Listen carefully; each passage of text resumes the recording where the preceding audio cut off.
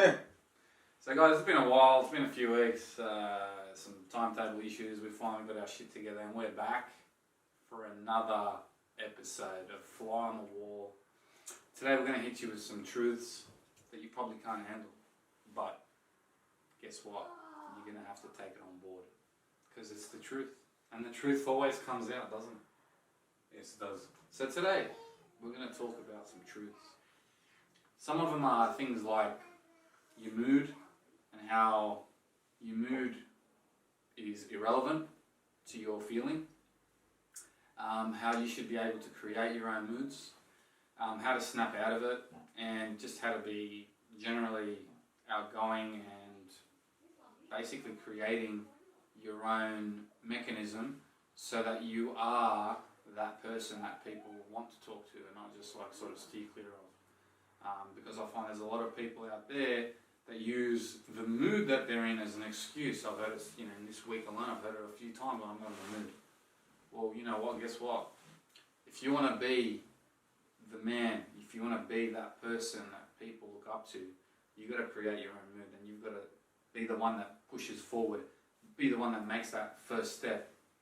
So I want to talk about that today. How about you? Anything you'd like to talk about today? No, I think we stick with that. Yeah. And we'll see where that takes us. How's your week been anyway? Yeah, mine was good. Did train hard this week. Probably did about 6 weight sessions and 1 Muay Thai session, so I'm pretty sore. Mm-hmm. Yeah, so I'm quite sore. But feeling good. Don't you feel like that's too many sessions? Nah, because I do it properly. I work up to it. So for someone starting out, it might be too many. But for me, like I gradually work myself up to it. Like probably a month ago. So you think you're a hot shot now? Probably a month ago I was doing 4 sessions, and then I went to 5, then went to 6. And I just do it for a while, and then I just come slowly down. Yeah, but it's quite good. Yeah. And talking about moods and stuff like that, like I find Muay Thai to be one of those things where it really, I don't know what it does. It does something to your mindset, but it just makes you very, very resilient. And you could be in a bad mood or whatever, but you go in and do a Muay Thai class, and if you're in a shitty mood, it just makes you a lot better. Yeah. Yeah. That's what I find. Yeah, I think, and I think a lot of people struggle with, the procrastination, whereby, they know that they want to go, but they've had a rough day. They use it as an excuse, and they might say, "Oh, the weather, it's not that good today." My front door didn't open properly today when I turned the key. I don't know, just some bullshit excuse, right? And I think that the more of these excuses that you manage to eliminate and push forward, I think the more successful you'll be in life in general. Chris and I have talked about in the past where half the effort is just getting to the gym. Yeah. Maybe more than half. I think as soon as you get there, imagine like you rock up to the gym, right? Like you're in the car park, you've parked. Half the work's already done, right? Yeah. Like in your mind, you've subconsciously said to yourself, as much as of a mood that I'm in, or bad mood, or as much of a shit week it's been, or a shit day, or whatever excuse you had in your head, you've managed to pull up, and subconsciously what you've said is, well, you know what, none of that shit matters, I'm here now. And what's the likelihood of you then, after having rocked up at the gym, going home? The likelihood's very, very low. It's never going to happen. Yeah, but what do you think you actually rock up in the first place, though? Yeah, but I think that's what we're talking about. It's not just about the why, it's about sometimes forgetting about the why and just doing it. Yeah, that's what I was going to get at. So that is then what you would say is the formation of a good habit. Like same thing as, I would say, like brushing your teeth. You could have a shit day or a shit night or whatever, but you'd still go and brush your teeth. 100%. Regardless. 100%. And it's the same thing as doing something beneficial for yourself as well. It's just the formation of the habit. Now the problem is, I don't think it's people forming that good habit. Yeah. And they allow too many things to get in the way of forming that habit. Yeah. And you need to do is that you need to regress a little bit and just knock off things that get in the way of forming that habit. So for example, I know for me, like when I used to do Muay Thai ages ago, I had a bad fucking habit that once I got home, you couldn't get me out of the house. Once I got home and changed my clothes, I was set, like, I was going to go and chill out. So as soon as I got into my car, I had my Muay Thai gear in the car. So as soon as I got into my car, I changed my clothes into my Muay Thai gear. And then now I'm in my Muay Thai gear in the car, and I felt like someone who trains Muay Thai. So that action was a vote for my identity that I wanted to become. It's a book called Atomic Habits. I don't know if you read it? No. Yeah. So what they're saying, every action is a vote for identity that you want to become. And the whole thing that becoming is better than being. So for example, if you want to do gym training or Muay Thai training, maybe a good little thing to do is that as soon as you get to the car, change into your gear, because that's a little action now that makes you now a gym goer. Absolutely. So now you're in the mindset, oh, I'm a gym goer. So the idea now of driving to the gym and going training is not as hard as it was the day before. Yeah. That's the idea behind it. I agree. I think that if you can get up and just get there, half the job's done. And in fact, for those people that struggle to go, everyone has a gym etiquette, so to speak, whereby they might go in the morning or afternoon. I've struggled with mornings. I prefer doing after work, or just in the afternoon in general. However, a few people that I follow on Instagram, they've actually given some pointers for people that want to go in the morning, and that struggle to do that.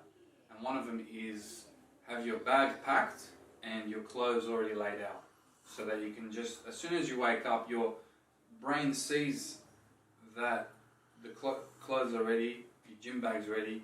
Excuses now have gone from, say, 10 things down to 1, and all of a sudden subconsciously going, oh well, I've already done the hard yards, I'm going to continue it. I'm already halfway there. So that sort of inertial negative reel in your head is slowing down, and it's the positive inertia in your brain's picking up. And that's causing, again, back to what you said, those good habits.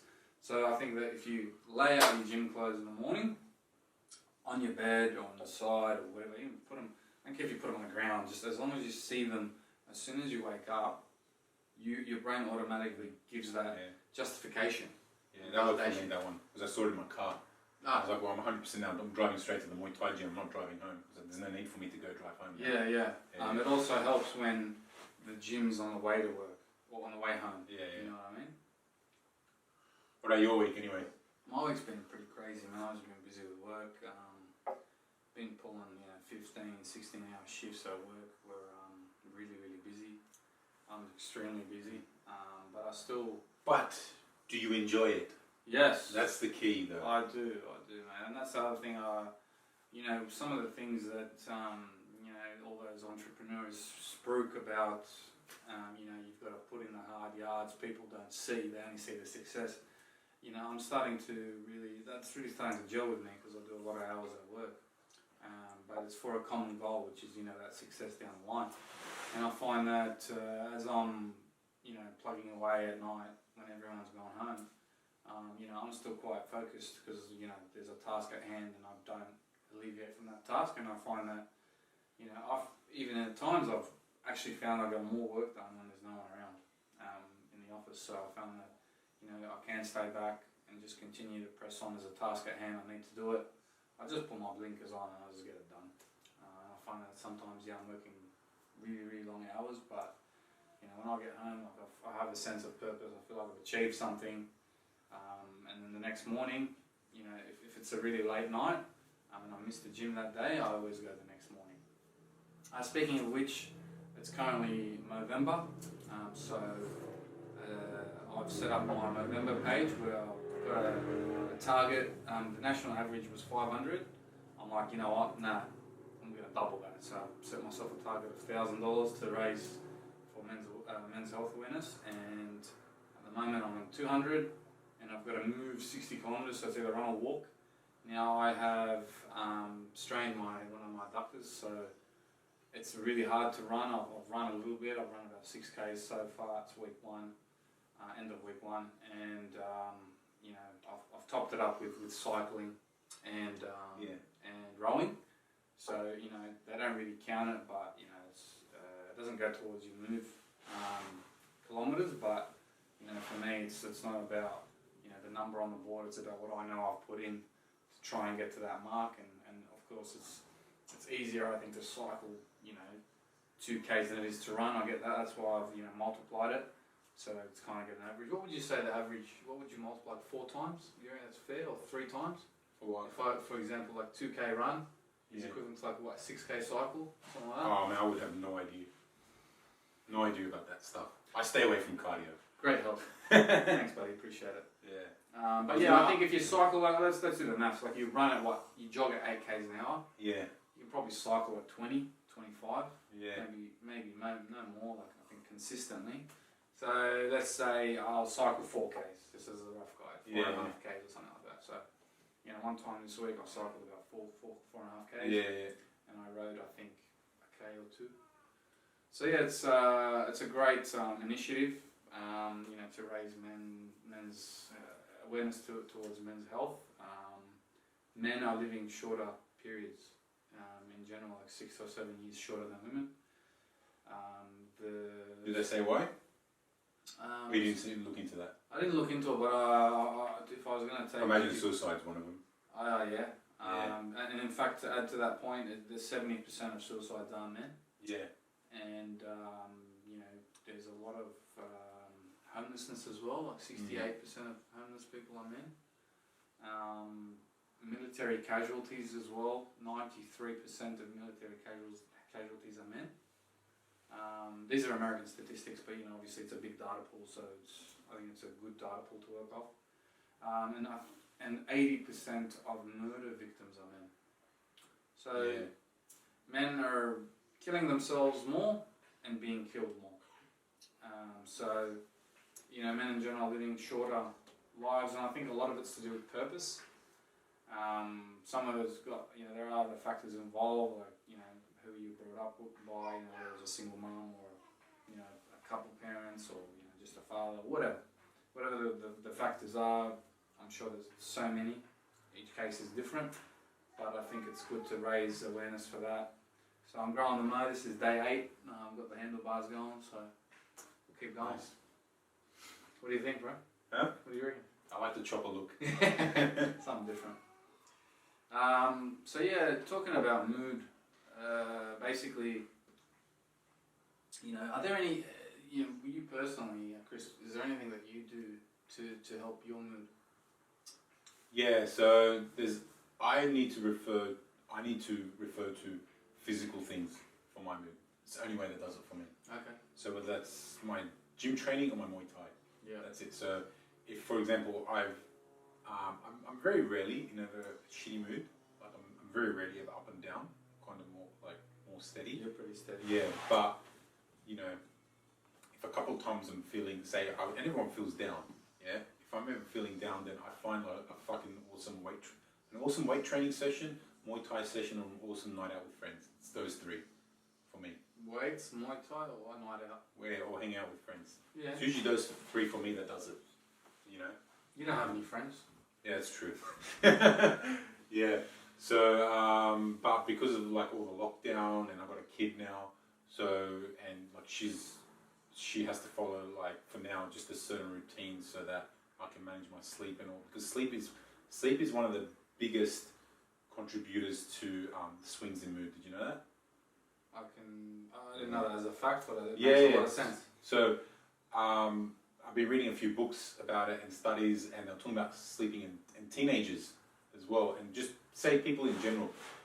So, a lack of sleep tends to bring about more mood swings and stuff. And I was saying about like with teenagers and kids growing up that, you know, kids misbehaving in school, no one really ever looks into their sleep cycles. Like, are they getting proper sleep? Yeah, because it really affects the way the brain works. So another thing that I would add into that is then you look at your sleep. I find that when I'm having a kid now, sometimes I've had bad sleeps, like 2-3 nights in a row. That's it, and that I'll wake up every morning and I'm just like, I'm more agitated. I'm more likely to get irritated very, very quickly. So the other thing is that I make sure I get good sleep, and in order to do that, then I make sure that day I don't drink too much coffee and stuff like that. Yeah. I find exercise helps with sleep too. Yeah, that's as well, yeah. I find that if I sort of, that's one of the reasons why I prefer to go and exercise in the afternoon. Yeah. After work, because I find that after exerting myself at the gym, I find it's a lot easier to go to sleep after because I'm naturally tired. Yeah. And I can just eat something like a light meal or just a snack. Yeah. And then I'll go to bed. Yeah. And I find that I actually feel my sleep coming on a lot easier. Yeah. And I've done some, really hard physical exertion. Yeah, yeah, the same as well. Some people, I know for me, it was when I trained at night, I actually slept better. Yeah. But some people kept them up. I think so. It also depends so what you gotta training find you do. your rhythm, yeah. Everyone's But different. I think for mood, sleep is a big thing that a lot of people overlook. Yeah. And a lot of it ties into the fact that because they're stuck in a job which tells them what time they have to be in, which then dictates their sleep. Yeah. So sometimes some people, they're doing shift work. I don't know that solution to that fucking shift work. If it's affecting you, you got to look at for a way out. They're crazy. But like it could be like, for example, an investment banking job. Like some of these guys work insane fucking hours. Yeah. They don't get much sleep. So yeah, it's like that. So I think that's one of the major. I really can't comment much on sleep. I've had a sleep condition since I was about 18 years old, and I've been to various doctors to try and get it fixed. But basically, what it is when I go to sleep, I wake up extremely exhausted. So I've just learned to live with it. I'm not going to dwell on it, but what I've done is I've just created a habit of just rolling myself out of bed, and not just sitting there and dwelling on it. But you're the only guy who looks still pretty fucking good for someone who's got sleep issues. Yeah. Because most people don't have sleep issues. We look like shit. Yeah. I've looked. I mean, I guess you can't have it all bad, right? You have some good come in life, and I guess I'm lucky there. But having said that, I think one of the good things with mood, one of the ways to, I think, alter your mood is to be really physical, be vocal. I find that singers are amongst some of the happiest people on earth because they let out things from your body. You're letting out this energy, and I find that when you scream or shout or sing, it's very cathartic, right? And the reason, I don't know what the science is behind it. All I know is that it works for me. It's a recommendation.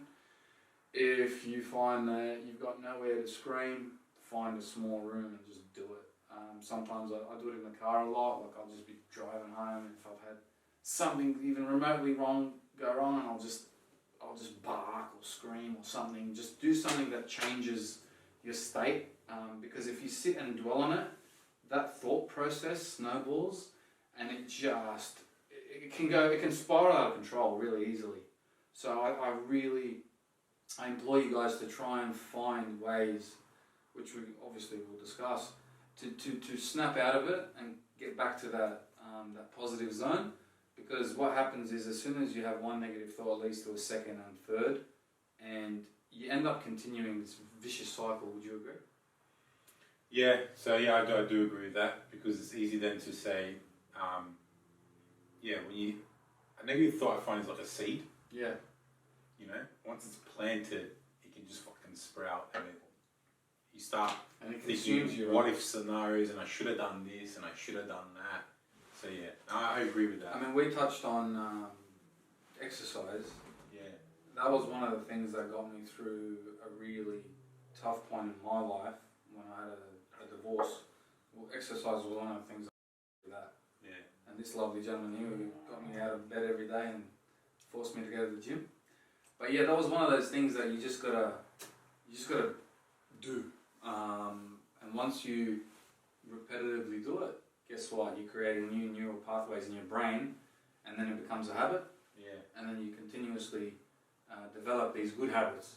And that's something I've realised over the last 12 months that I've managed to do is, obviously reading these self-development books, doing this podcast, trying to help others. I find that is something that I've developed as a habit because I started a good snowball instead of a negative one. And I think it's very easy. It's super easy. It's so much easier. I sort of liken it to, for example, you know, like if you're approaching a red light and you're driving, you're approaching a red light, it's a lot harder to pick your foot up off the accelerator and press the brake. Yeah. It's a lot easier to keep your foot there, isn't it? Yeah.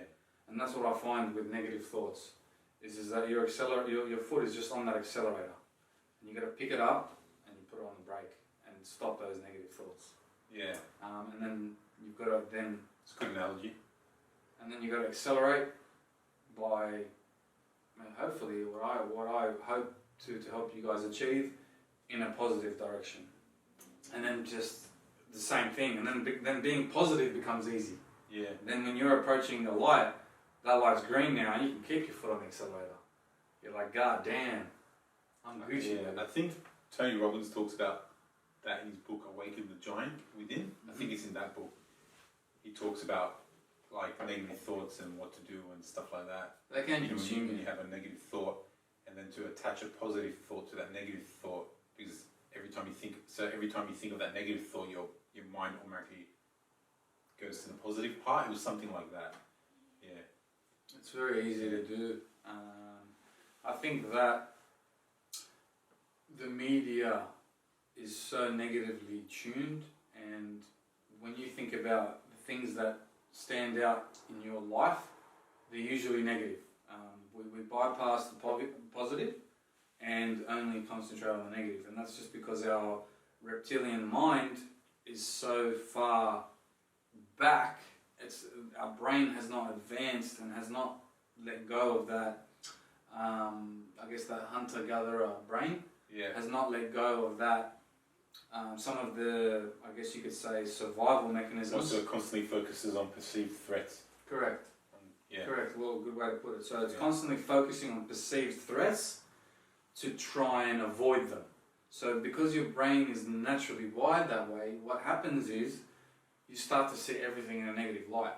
Yeah. And you've got to now really, really like kick yourself in the gut if you can, and just really try to flip that on its head, and then do the same thing just with positive thoughts. I imagine it was like a survival thing, like, you know, like hunter-gatherer time, we'd go out, like, we'd find a new land, and we'd be like, oh, like, you know, there could be beasts here, animals that want to kill us here, you know, we could drown over there, you know, it was all the, like, you know, all the really bad what-if scenarios just to make sure that you live, like, another day.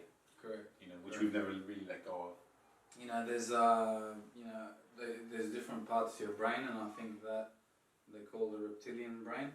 Yeah. And I don't want to get into the brain talk because I know there's Yeah. a million freaking things going on in there. But basically, there's just some features that from our ancestors that we have in our brains that are survival mechanisms that we still have these characteristics to this day, and I think that that they haven't tuned to modern day. Yeah. They haven't become usable, I guess you could say, in modern day. They've actually now, I think, worked against us. Yeah.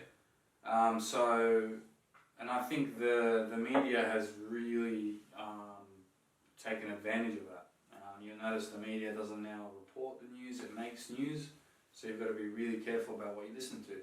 So what I've done personally is I cut the news out of my life. I've just said no to news. Anything remotely associated with news, unless it was sports news, which I love, because a lot of positives to take away from sport, I just refuse to listen to, because if you go and just open a newspaper and just troll through the first few pages, I guarantee you every single headline is negatively associated, negatively connotated. Negatively, I know what you're saying. It's negative, is what I'm trying to say. So having that mindset, now training your brain to have that positive mindset is not easy, but if you take the first step and find where the bulk of the negativity is in your life and remove it, I think you'll have a lot more you have a lot easier path to then flip into the positive side. Just takes practice. It takes a lot of practice. It takes, like we mentioned before, repetition, and then you'll build a habit. And then naturally you'll wake up in the morning, and then the first thing you'll do is you'll be grateful instead of being the opposite and maybe complain about something. Like, I could easily wake up in the morning and go, oh shit, what another bitch of a sleep. Yeah. But guess what? You know what? Life's too short to worry about that shit. I thought to myself, you know what? I'll sleep when I'm dead. No big deal. Just get the fuck out of bed and just carry on. Yeah? And then doing that a few days, weeks, months in a row. Now I don't even think about getting out of bed. No, I think that there's a lot of people out there that let how they feel as soon as they wake up affect their whole day.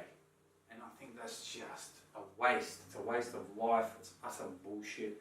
If you sit there and make excuses for negative things, guess what? You can train your brain to make excuses for positive things. Mm. It's like Craig Beck said in one of his books. He's talking about his perception of he moved to Cyprus, right? Yeah. And he thought that the Cypriots were, you know, they were arrogant, they were rude, they were bad drivers. No one would say hello to him. And then he managed to strike up a conversation with a supermarket manager. And he got to know him. And this gentleman invited him over for dinner one night. And then he started to explain about how the Cypriots are, how they're the nicest people on earth, and how, you know, they've got these customs that are very homely and family orientated, and, you know, they look out for each other and that sort of thing. And then he thought to himself, that's not right, that's not what I've experienced, but anyway, whatever. However, this speech has planted a thought, a seed in his brain. And what happened was, he was driving through the street the next day, then all of a sudden, he was getting smiles from people, he was, you know, getting, you know, groceries the following week. All of a sudden, everyone looked a bit more friendly, and he was a lot more relaxed. Now, do you think that was all in his head, or do you think that all of Cyprus got together overnight and went, you know what, let's be nice to Craig. Let's do everything we can to make him think that we're good people. Yeah? I don't think that happened. Yeah. I think in his head, he had a certain image, and he had painted a particular image in his head of this situation, of this country in this instance, or the people of the country in this instance. And obviously, it took someone to sort of paint a different image in his head, and then because he's naturally, I guess, trying to better himself and be positive about this scenario because he's going to live there, he then changed his perspective, and then all of a sudden, wow, people are nice, people are smiling at him. Yeah.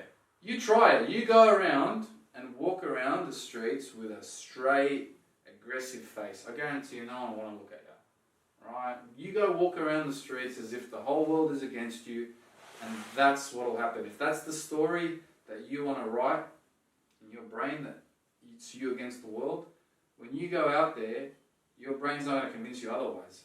We spoke about this on our walk today. Me and Chris went for a quick walk. We talked about confirmation bias. So your brain is naturally wired to confirm any biases that you think already. So if you think that the world is against you and that everything is negative around you, once you step out that door, your brain will look for things that are negative and look for things that show that people are against you. Yeah. Your brain will filter out everything else. And that's why I'm saying to you guys, if you want to be positive, if you want to develop yourself and become a better person, the path to self-development isn't easy, but if you do these tiny little tweaks, day in, day out, we're on? Awesome. So yeah, guys, anyone pitching the easy sell to anything in life, just remember it's not easy out there, and it does take a lot of work. You know, if you're watching this, obviously you've already started the path, on the path. You're on And I was just laughing. 2 times when you were speaking, one time before about mood, I was was smiling throughout. I was thinking of a story, and I was just thinking of a story now. But quickly on that mood one, because you were talking about like how it was hard for you at like the roughest moments in your life, and I was kind of having a smile on my face, not because I was taking a dig or anything, because I was remembering back with my ex when how my mood just completely shifted in the car, and she like, yeah, I just went, you're talking about like someone you like to yell or someone in your car, and I was remembering myself going fucking berserk in the car. But with her or without her? no, with her. Oh, yeah, I was talking about without, yeah. like on your own. Yeah, but this one, talking about an easy sell, it reminded me of a story. You know those business coaches on Facebook? I don't know if have you ever seen them? Oh, they're everywhere. Yeah. So I rang up one of them. I applied for one of them because, so it was at the time I was trying to get like this yoga project. I'm still trying to get out, right? And it was still really premature then. It was like very, very premature then. Or it might have been PT, I can't remember. It was something like that. Yeah. Right? This was 2017. And this guy calls me up and talk about an easy fucking sell. At that point, I'd never taught anyone. I've got no fucking qualifications. I know my stuff, like I know here and there. But I talked to this guy, I go, and he was guaranteeing me, telling me I'd have $25,000 days, $50,000 days, and all that stuff. So I want to see what these guys are about. So yeah, they called me up, and pretty much the way it worked was the fact that you don't really have $25,000 days. You sign someone up for $5,000 for the year. So if you happen to sign 5 people up on that day, it's $25,000. They consider it $25,000. But technically, that person could just cancel the next day. So really, you're going to charge them $100 a week. So really, it's in terms of revenue for that week, it's really $500. But anyways, this guy called me up and he's like, I go, look, man, I don't have a PT qualification. I've never PT'd anyone in my life. I've never coached anyone. He's like, yeah, don't worry about that, man. Don't worry about that. You know, we'll make it happen. You know why? I go, why? Because you're a fucking weapon. You're a fucking beast. He's like, I want you to say it out loud, Chris. You ain't talking about that shifting that mood thing? It reminded me of, I want you to yell right now. Say it. Tell me you're a beast. I want to yell it. I'm like, I don't know, man. I don't know if I can. He's like, just fucking yell, I'm a beast. I'm like, yeah, I'm a beast, man. He's like, yeah, you're a fucking weapon. He did this for me to half an hour to sell me the fucking course. I was like, look, man, I've never taught anyone in my life. So don't worry about that, man. Don't worry about it. You can get it done. Because you're a fucking weapon. You're a weapon. And I had it on speaker, and because Lynn knows I'm not that type of person.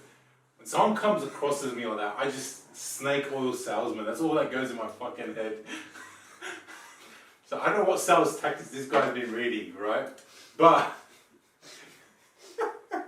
so generally the gist of it, the way it was going to work was that it was going to be done through ClickFunnels. It'd be a one-page website. You know what ClickFunnels are?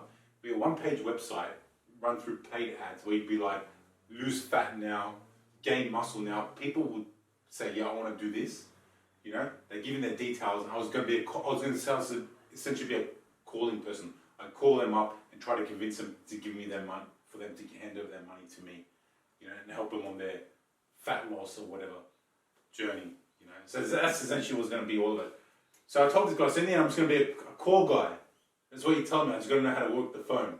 So that's essentially how their funneling worked, right? Which I really didn't like.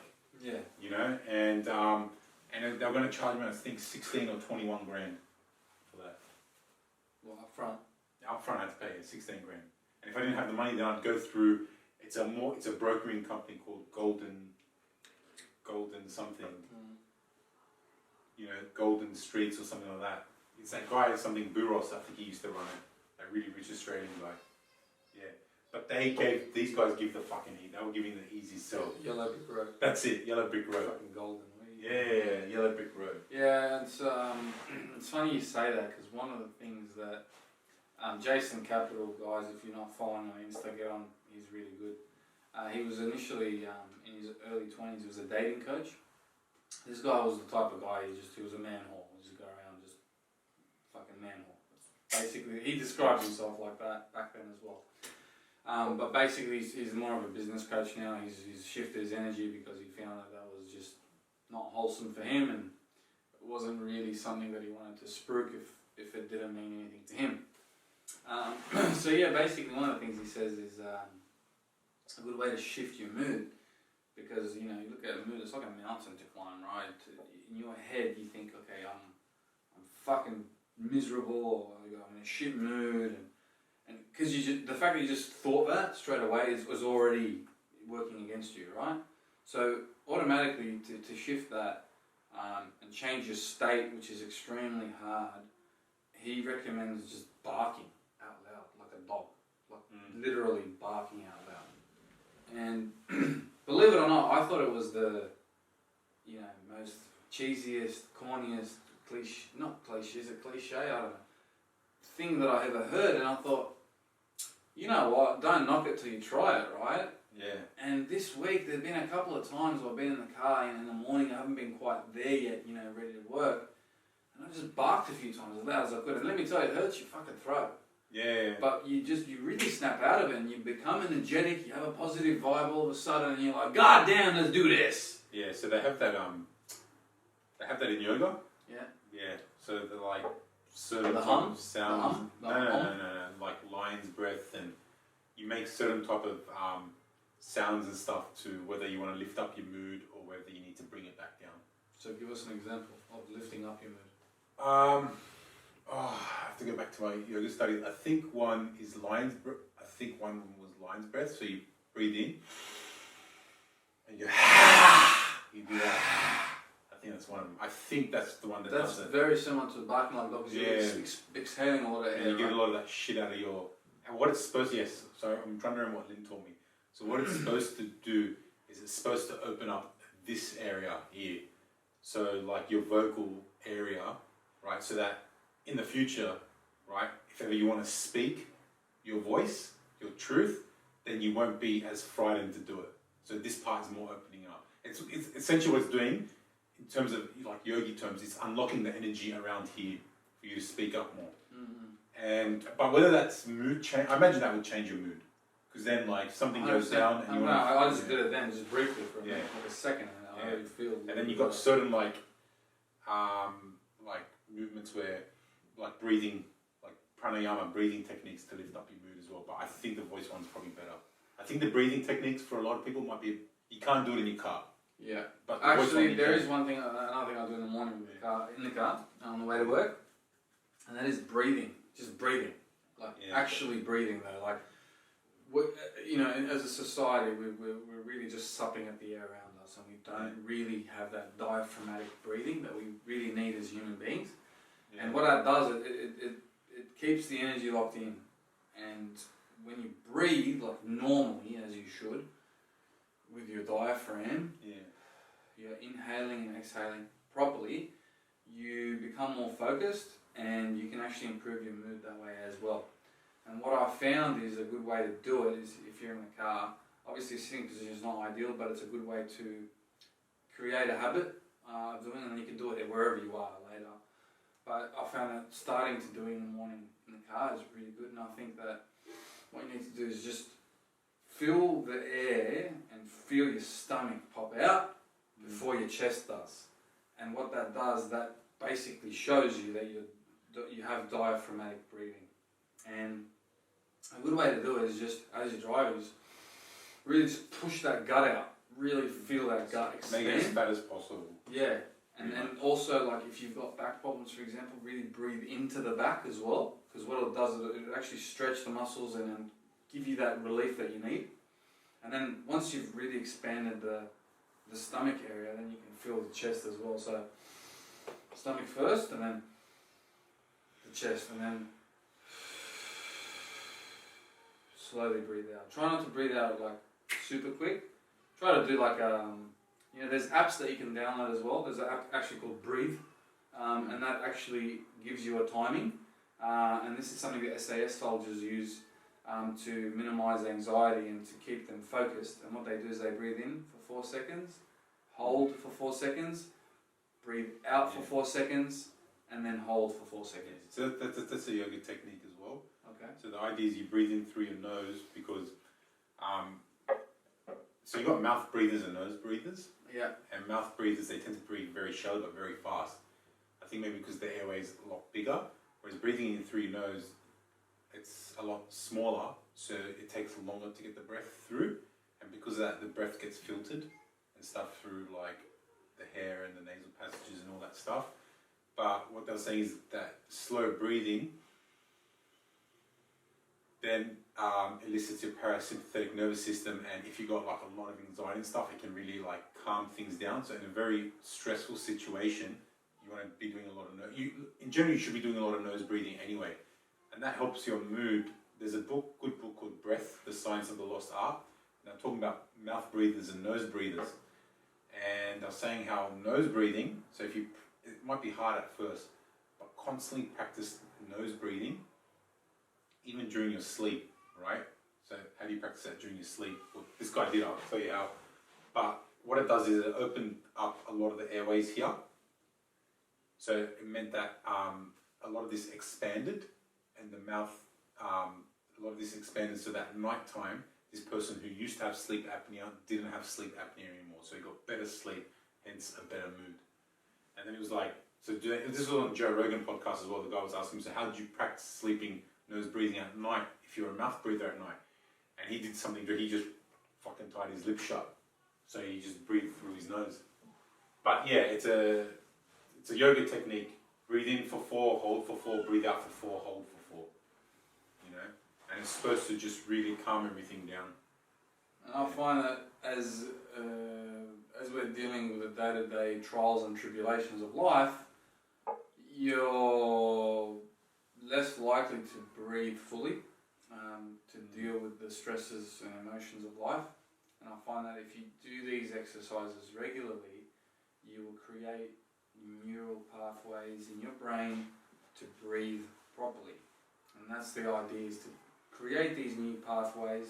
And this goes with everything that we talk about, is creating these new pathways and creating these good habits.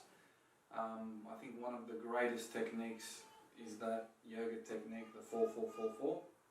And if you implement that in your life, I think you'll definitely see an improvement. Yeah. Funny enough, about the rapid breathing in yoga, they also have like a rapid breathing technique to lift up energy. You know, so they do it part of this other branch of yoga called Kundalini, when they really want to release a lot of energy. They do the, and as you breathe out, the stomach goes in, and as you breathe in, the stomach goes out. Yeah, do that, really. like, very rapidly. Actually, that's another thing I didn't mention, is when you breathe out, really suck that stomach in as far as you can to really empty that diaphragm and get the air, all the air expelled. So in, get it out as much as you can, and then out. And try to get that belly button as close to your spine as you can. Suck it right in.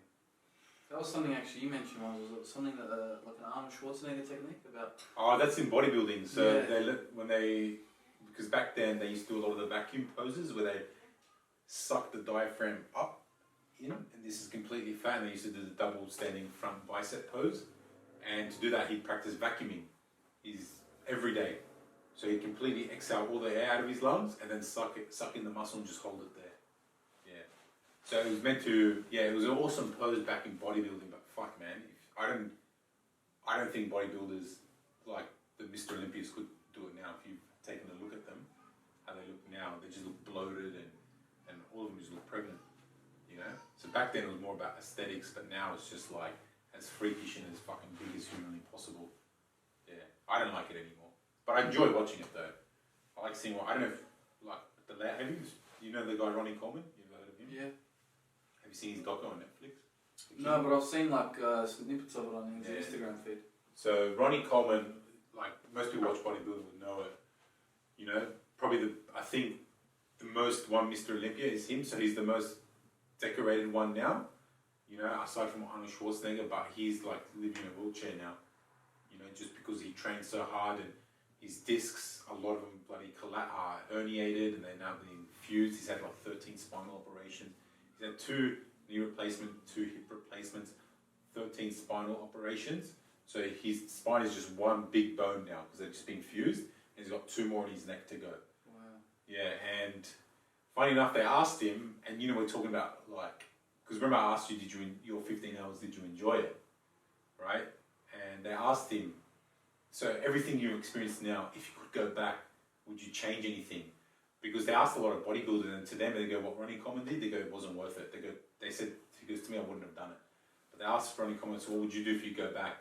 And he goes, there was one time where I deadlifted 800 pounds for 2 reps. He goes, I would have added a 3rd rep in there. So, Wow. yeah. If you look at Ronnie Coleman, he's a perfect example.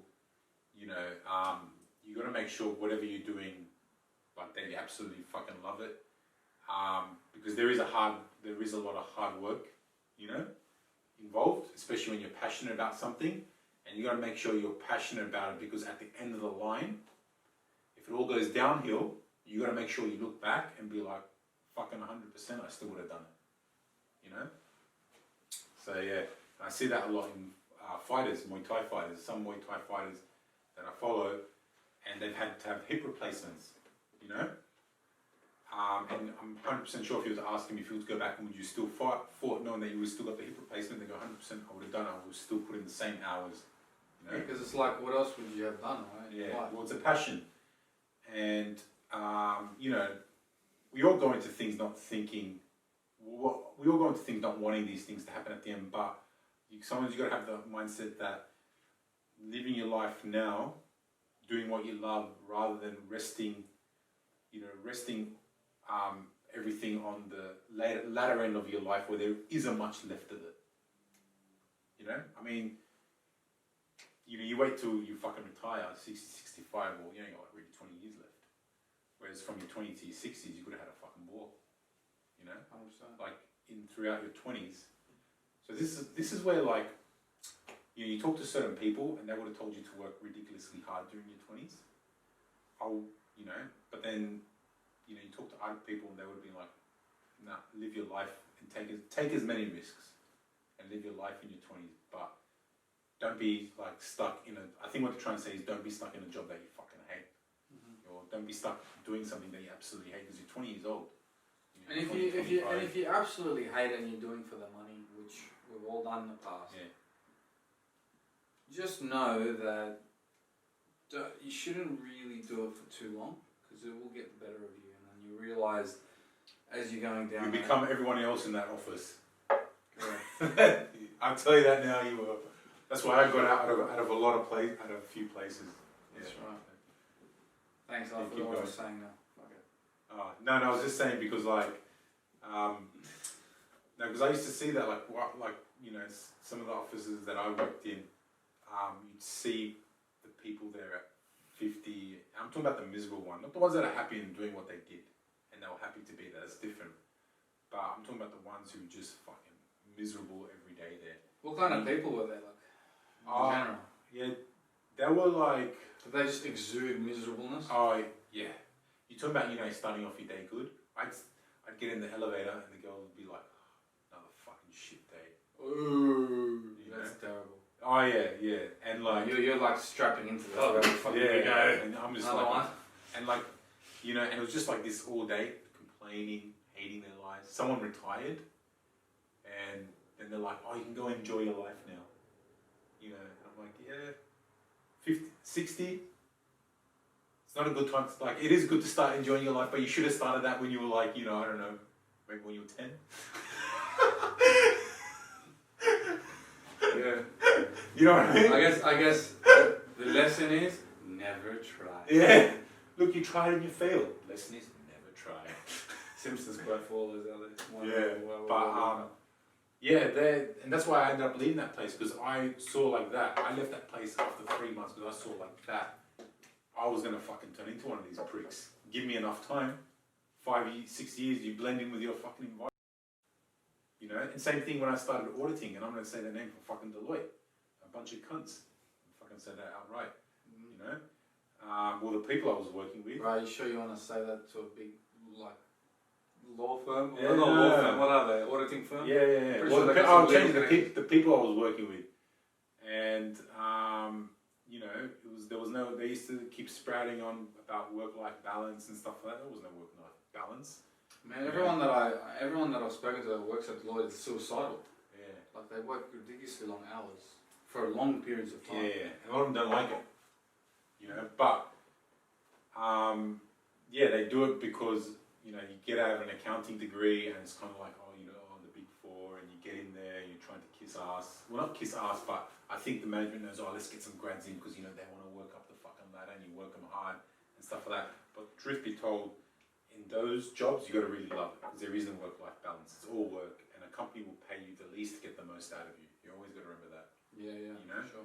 And I didn't like it because I saw where I was going to be headed in 5-10 years time if I stayed sitting, in a basement checking boxes, auditing a company, and fucking working 10, 12, even longer than 10, consistently working long fucking days, not doing the things I love. That's number one. So that's why you got to really weigh up what you're passionate about. And if you're passionate about something, I think you're better off taking far less money and following that dream. Absolutely. So, in a nutshell, guys, several ways to improve mood. Build habits that will allow you to think positively. Breathing techniques for mood.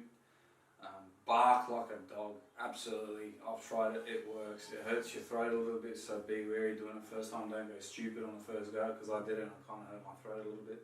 But definitely try new things. And guess what? If none of those work for you, then it doesn't matter because you've tried things. That's what this is all about. We always, we can only go off what works for us, right? And then we can just pass that knowledge on to you guys. And it's on you to give it a go. I'd say you'd have a growth mindset. It doesn't work, at least you tried it. I think it's definitely it's definitely a step in the right direction because you've eliminated something that doesn't work, and then the next thing you try might work. Yeah. Right? So I think you're always getting closer to that. What works for me? What's in it for me? A WIIFM, good radio station. Check it out. What's in it for me? So keep trying new things. The more you don't try, I find the less that you gain. So definitely go out there, try, give it a go. Don't be shy. On that, I think that's a wrap. Yeah. Any stories? I've got a story I'd like to share. Yeah. A funny story. Share your one. I just remembered because this week, I bought a few different 6-packs of beer, and I thought instead of just buying one big case, I'll just buy a few different ones because I like variety. I'm a man of variety. Okay? This is what I like to do. And I remember a really cool time that I had 2 years ago now when I was travelling overseas. I was in Barcelona, and I met this cool cat called Peter, and we sort of just hung around for a week or two, just mucking around Barcelona together. And it's one night I'll never forget. We were at the hostel. I had this thing planned where we'd go out, and it was actually this was one floor below the main floor, and it was all kitted out like a cool games area, kitchen. That's where everyone pretty much hung out for the night, and they had this crazy night, drunk ourselves stupid. The next day, the usual hangover, and then at night they had another night for everyone. And that just so happened that day the hostel was booked out, and I'd only booked 2 days prior, so I could only get 2 days out. I had to move, so I moved to the other one. And then he's like, dude, come back, we've got another night on tonight. And I thought, look, I'll come back, have a drink, and then go home, because I was exhausted. So I get back, and lo and behold, I got there just as soon as he had like a beer for me outside, because you could drink in the street there. Yeah. It was just outside the front door. And as I started drinking this beer, everyone was coming out, and then the leader of the group, who's organising the night for the hostel, he's like, all right guys, follow me. And then they walked off. And then Peter was the last guy, and he sort of turned around. As he walked off, I waved by. He goes, are you sure you don't want to go? Come on, man. And then I just looked at him and went, you know what? What else am I going to do? I'm overseas, I'm travelling. I'm sure it's going to be good. Right? Yeah. What am I going to do? I'm going to drink this beer and then walk home and sleep. Like, come on, I'll sleep when I'm dead, like I said before. Anyways, so we start walking, and I says to him, hold on, we'll party tonight on my conditions, but he's like, what's that? I'm like, we buy a 6-pack of beer, and every bin, I just threw out a random item, every bin that we see, we have to chug a beer down. He's like, alright, let's go. Yeah. And I knew there was a bin on every block corner, right? Every corner practically there was a bin, a street bin. Now, I get the 6-pack, and I know he's had a few, and I've just had my first one. So we get to the first corner, and sure enough there's a bin there. Chugged it down, he chugs his down, he's like, oh man, fuck, ooh, you know, he's feeling a bit dizzy, tipsy. We keep walking, I'm like, mate, you wanted me to come out? This is what's going to happen. Every bin equals a beer. It's called the bin beer game. So we get to the next corner. He looks at me, he goes, no, not again. I'm like, you agreed, this is how we were going to go out. On my terms. He's like, alright. Chugged it down. And at this stage, I could tell like he was really tipsy. I mean, he'd had obviously a couple of drinks before, but he was pretty much a lightweight. And I must say, like back then, because I had drunk so much on my overseas trip, I was a heavyweight, I'll be honest with you. So anyways, I'd had a couple, thought nothing of it. Got to the next corner, chugged this beer down, and he's like, no. I'm like, mate, do you want me to continue on this escapade with you, or do you want me to go home? He's like, no, okay, I'll drink it. So he chugs it down, and we could see like the majority of people sort of walking ahead because we had to be quick and keep up with them. He chugged his beer down, and then he looks at me, he goes, oh bro, I don't feel well. I'm like, hold it in, bro, hold it in. Yeah. I'm not gonna sit here and watch you fucking spew 3 beautiful beers out. Yeah, and they were Estrella's. Estrella is the local beer of Barcelona. And I was like, I'm not watching you vomit 3 Estrellas out. Not on my books, not on my shift, as Homer Simpson says. So anyways, we kept on walking, and then we finally got to this bar or club that we were supposed to get to. And, you know, we're in the line, and then all I see next to me is just a flow of vomit. Oh. And where does it land? It lands on the girl in front of him in the line. I'm just standing there, and I'm just like looking ahead because we'd finished talking, and then I just see this stream of yellow, just like got projectile, just like a hose, like a fire hydrant, just come out and then right onto this poor girl's back. And she's just screamed, and then everyone's screaming, and then he's kept on going. His mouth is still open, and then there's people around her, and then because they've sort of like got like we got their attention. As they've turned, then they've got the spray because he's sort of looked at them, and as he's looking at them, he's like barfing still, like literally all the vomit's coming out. So it's like a fire hydrant, and he just got everyone, like 3 or 4 people. And I'm just standing there in awe of this bloke, like, wow, how does he vomit like that? It was like, I don't know if you've ever watched, was it Coneheads or something? I can't remember. They get on this, the teacups, and they had something bad before. I think it was Coneheads or something around that time.